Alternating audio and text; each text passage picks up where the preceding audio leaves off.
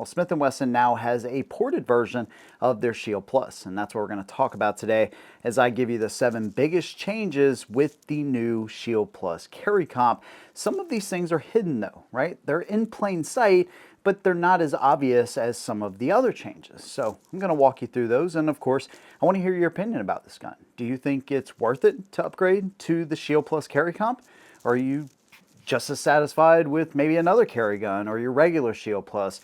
Let me know what you think down below. Let's go and get into it. Now, I do want to thank Smith & Wesson for sending this out so I can compare it to the original.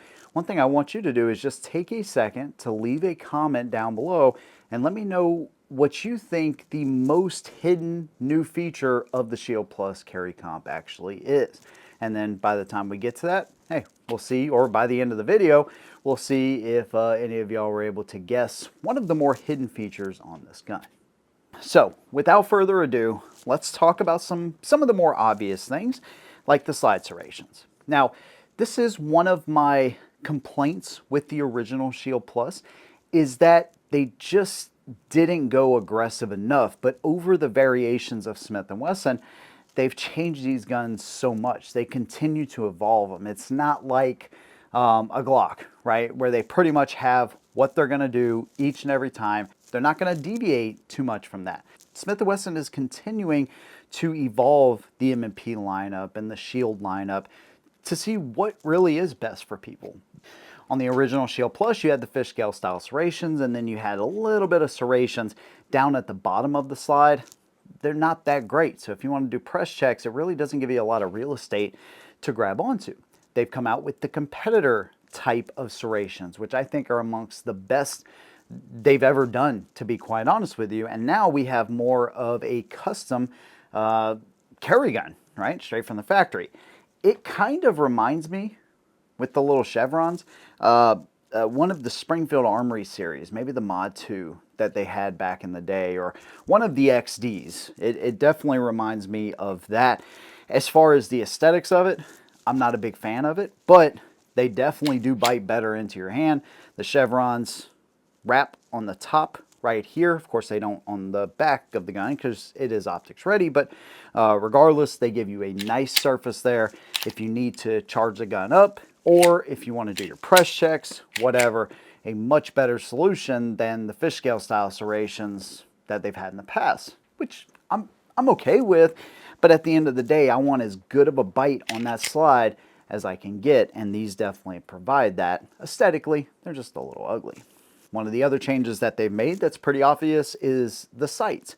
So we now, instead of having standard 3-dot sights or having like the fiber optics on the Performance Center, we have a true night sight up front with that bright yellow greenish dot, and then of course the tritium insert, and then a blacked out rear sight. Overall, the sight picture is good, right? But something you may not have noticed with the sights is that we actually have a real shelf on the back here. So if you need to rack this off a boot, a chair, anything, you can absolutely do that with that nice shelf there. On the original Shield, it was kind of like a ramped version of their sight. It's just tactically, it puts you at a little bit of a disadvantage. Of course, if we're thinking ahead of what can happen, right, in a self-defense situation, if one of your arms are taken out, this is a real possibility.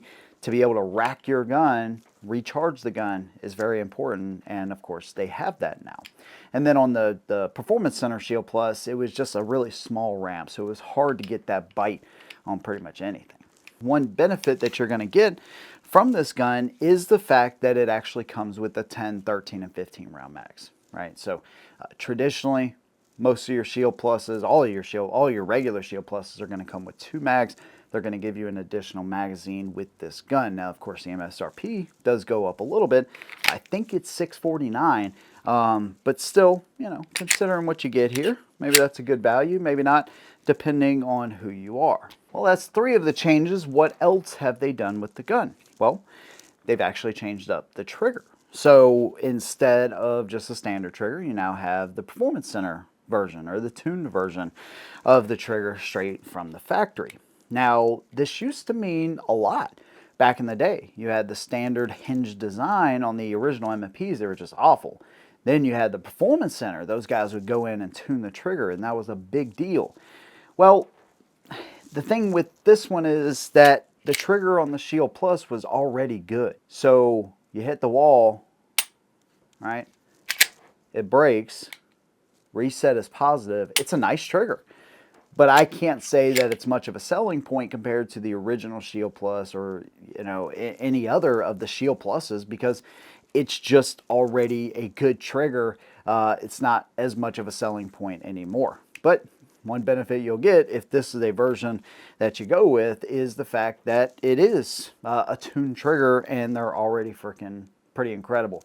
I see no reason at all to do anything with the trigger on any of the Shield Pluses, to be honest with you. That's 4 of the changes. What else do we have? A 4-inch barrel. It's going to give us a little better sight radius. It's going to make it a little bit easier to shoot as well. All right, the shorter the sight radius makes it a little less forgiving if you have any misalignment of those sights. A little bit longer radius, of course, tends to provide a little bit better accuracy, potentially makes the bullet a little more stable when it comes out, of course, but also helps to kind of fix some of those imperfections when you're firing the gun, right? Now, that doesn't mean you could just be totally wild with it and not line your sights up, but it does give maybe a little less room for error.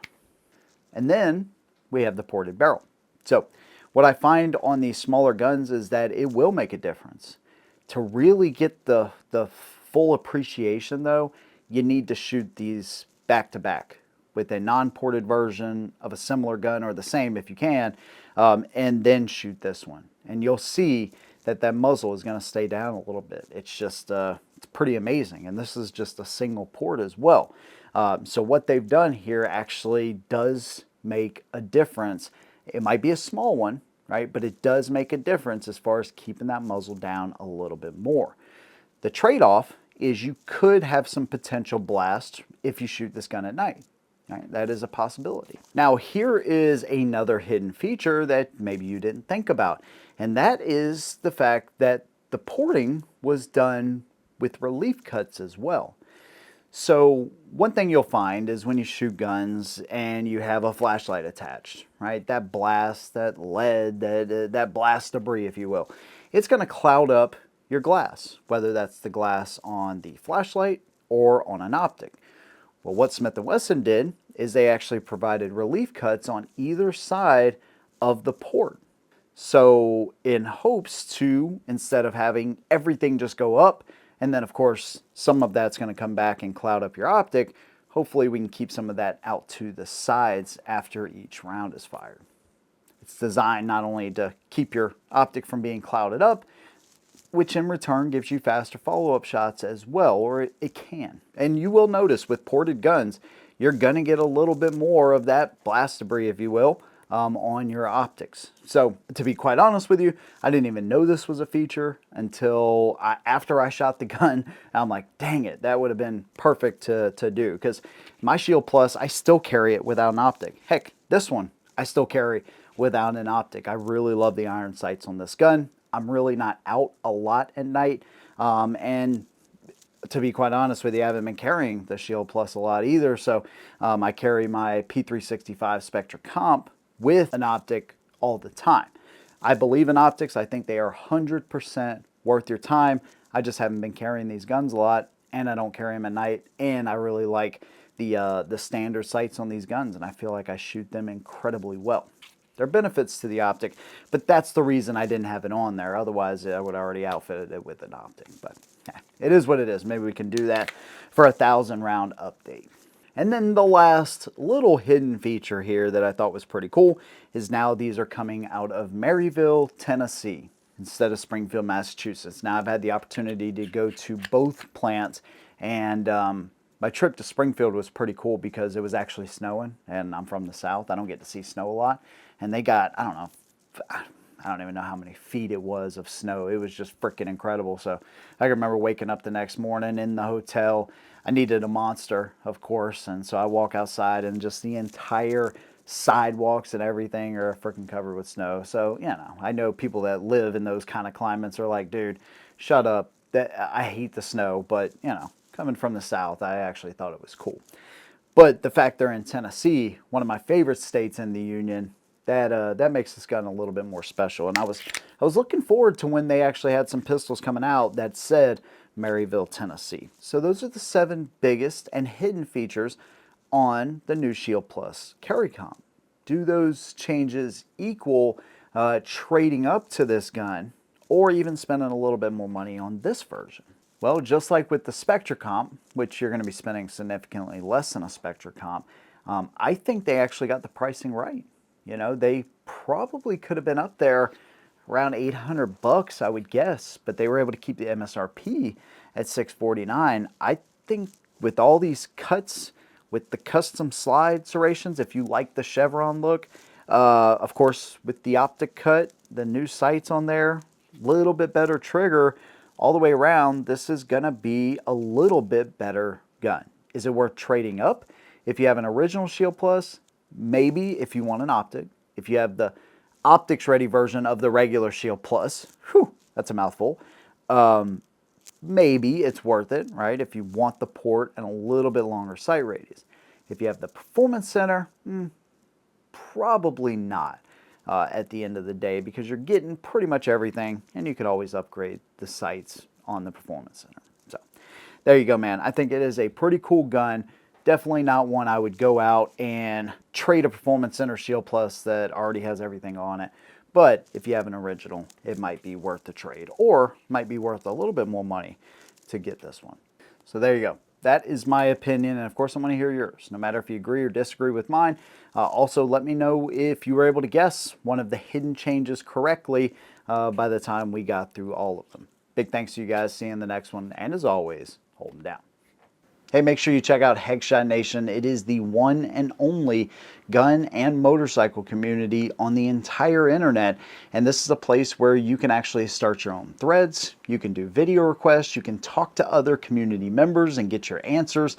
You can actually get early access and ad-free and exclusive videos as well. It is one of the best communities on the entire internet. Make sure you check out the link down below in the description.